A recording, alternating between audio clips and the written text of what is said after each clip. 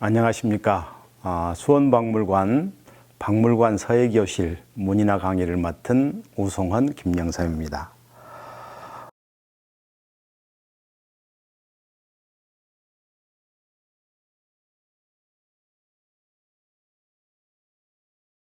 오늘은 벌써 네 번째 강의를 시작하겠는데 이렇게 빨리 진행되는 그 수업은 사실은 없지요.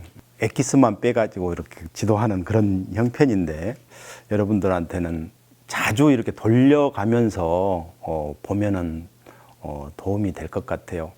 여러 차례 돌려가면서 보시면서 온필이 지나간 느낌이랄지 내 손목이 어떻게 변하고 있는가에 대해서 자세히 관찰을 하면 도움이 될 걸로 생각을 합니다.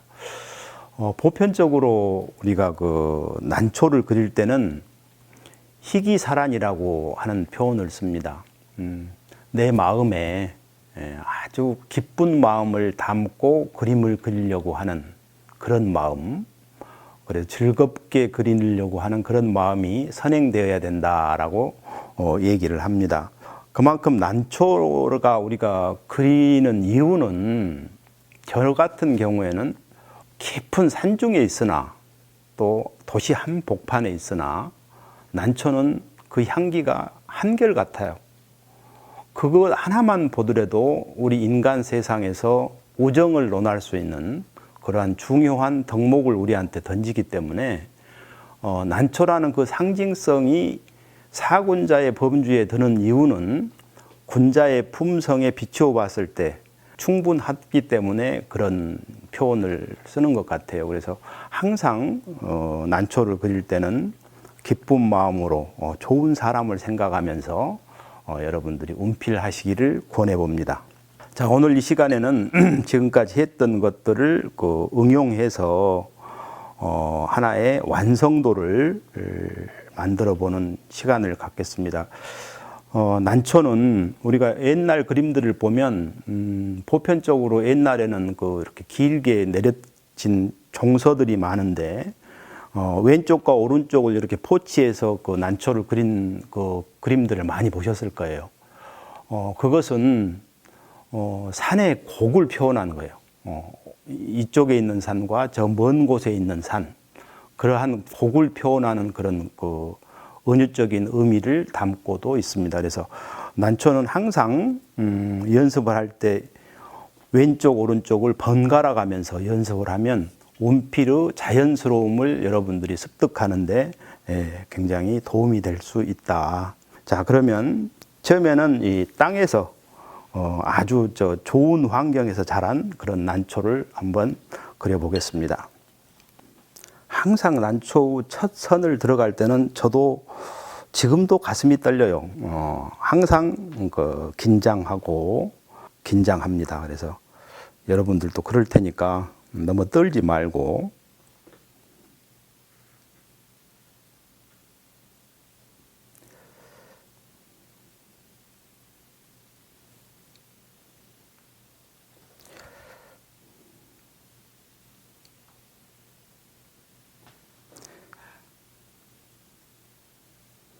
항상 이 그림을 그릴 때는 똑같은 병행의 선이 나오지 않도록 하는 것이 중요합니다.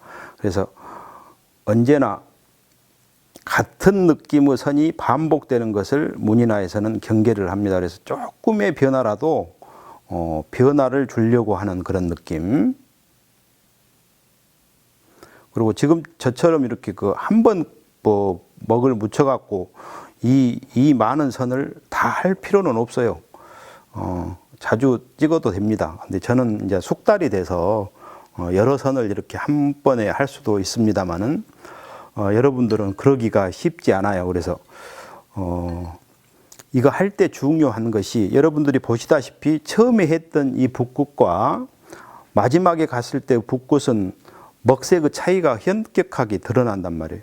여기에서 보다시 앞과 뒷을 이렇게 나름대로 표현해 주는 것이 되기 때문에 자연스럽게 연출이 되는 거예요. 그래서 항상 한 번 찍어갖고 여러 선을 하는 것이 좋기는 하지만 꼭 그것에 구애받을 필요는 없다.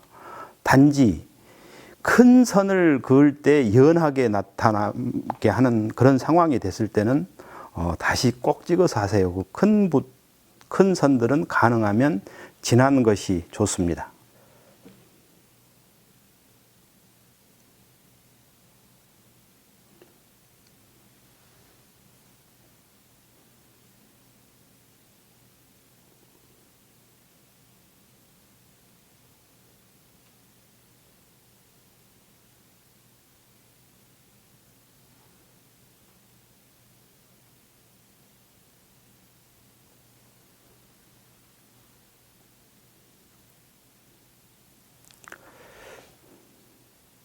전 시간에도 얘기했지만 이렇게 했을 때는 반대로 얘가 저쪽을 바라봐주는 그런 모양을 하는 게 좋다는 거.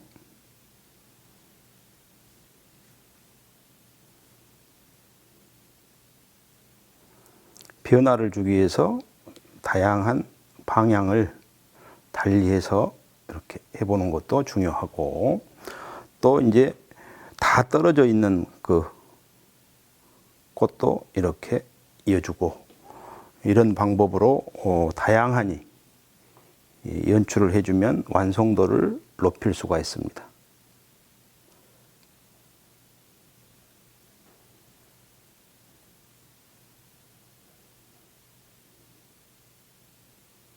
복잡할 때는 아주 복잡하고 밀밀소소라고 우리가 표현을 하는데, 헐렁헐렁할 때는 아주 헐렁헐렁한 그런 느낌.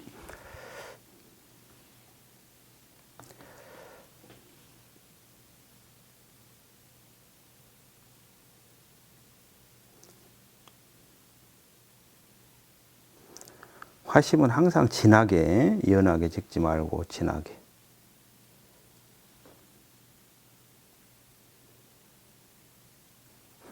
자, 이렇게 해놓고 이제 그 땅을 표현하는 느낌으로 여기에 그 태점이라고 하는 점을 이 모양의 그 품자의 모양이에요. 이 품자의 모양으로 이렇게 집어넣어 주시면 완성도가 되는 겁니다. 자, 이렇게 해서 하나의 그 그림이 완성이 되는 거예요. 그래서 이것을 이제 만약에 작품으로 쓰고 싶다고 했을 경우에는 어떻게 공간을 놔둘 때 가장 그 아름답겠는가를 생각을 해서 이런 정도로 해서 여기에 이제 화재를 이렇게 써내려가면 좋은 모습이 될 것 같습니다. 자, 이렇게 해란을 한 장 그려봤고요.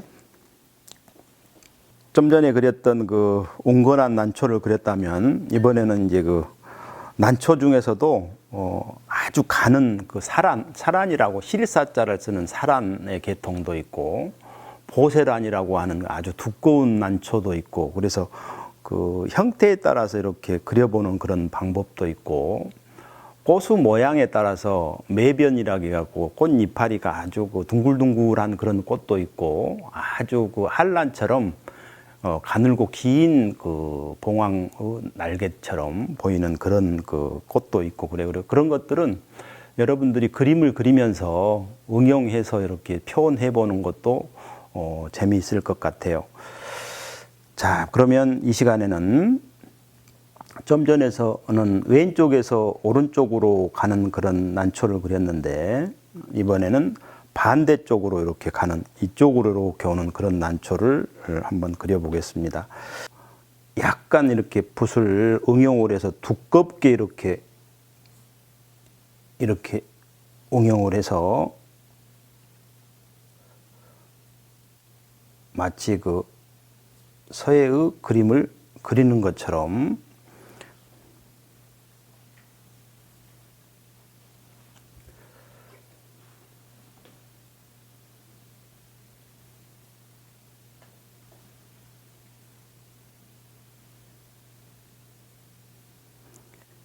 약간 붓을 쓸 때 그 움직임이 우러나오게, 그러면 이 자체에서도 생기가 약간 그 느껴지는 그런 필선들이 보이게 돼요.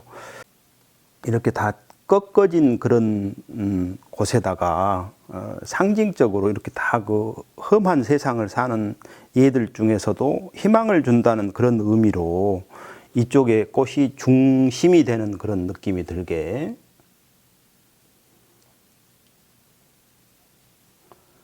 이렇게 끊어져 있을 때는 거기에다 갖다 이렇게 꽃을 이으면 아주 예쁜 꽃의 연출이 됩니다.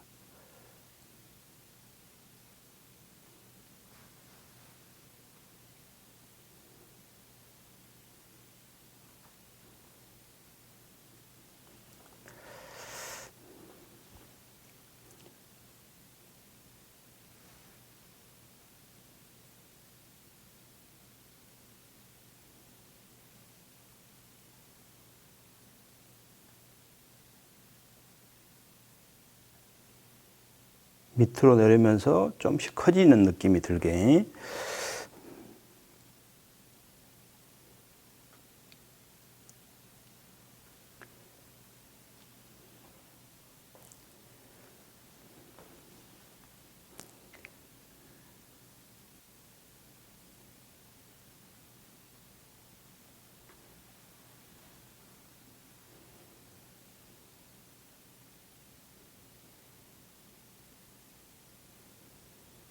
복잡할 때는 아주 복잡하고 서서히 이제 퍼질 때는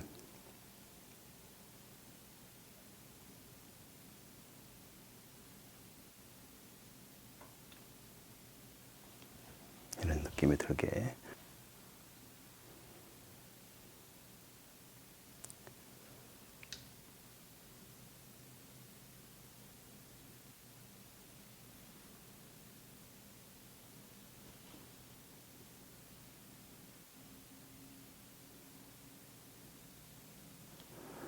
자, 이렇게 표현을 하고 밑부분 땅을 표현을 할 때는 좀 전에는 윗부분으로 이렇게 그 점을 찍어서 표현을 했는데 이번에는 반대로 뉘어서 이렇게 표현을 해도 색다른 그런 분위기를 만드는 모습을 느끼게 됩니다.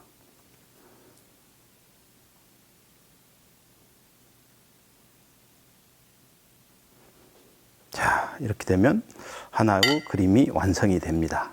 그리고 이제 이 그림으로 이렇게 마무리를 하는 상황이 된다면 충분히 문인화에서는 여백의 그 중요성을 늘 얘기를 합니다만은 너무 많은 공간이 남아도 너무 헝한 것이고 이 그림이 최적의 공기 속에서 자연스럽게 있을 법하다 하는 그런 부분을 만들어내는 것이 중요해요. 그리고 화재를 쓸 때 옛 어르신들은 이렇게 그 위에다 쓰는 것을 아주 즐겨 했어요. 이렇게 쓰는 걸 아주 즐겨 했는데 세상도 변해가는 것이라 요즘은 이걸 그 하늘로 우리가 생각해서 하늘에다가 이렇게 글씨를 써버리니까 그 절대 자유를 침범한 것 같은 그런 느낌을 받게 돼요. 그래서 오히려 그림을 글씨를 이렇게 밑부분에다가 이렇게 내려서 쓰는 그런 경우가 있고 저 같은 경우는 하여간 그 우리 문인 화단에서는 처음으로 이렇게 그냥 가장 밑자리에다가 이렇게 화재를 쓰는 경우를 택하기는 합니다만은 이렇게 되다 보니까는 전체의 여백을 충분히 운용할 수 있는 그런 상황을 만들더라고요. 그래서 문인화에서 공간 개념에 대해서 생각을 많이 해봐야 된다.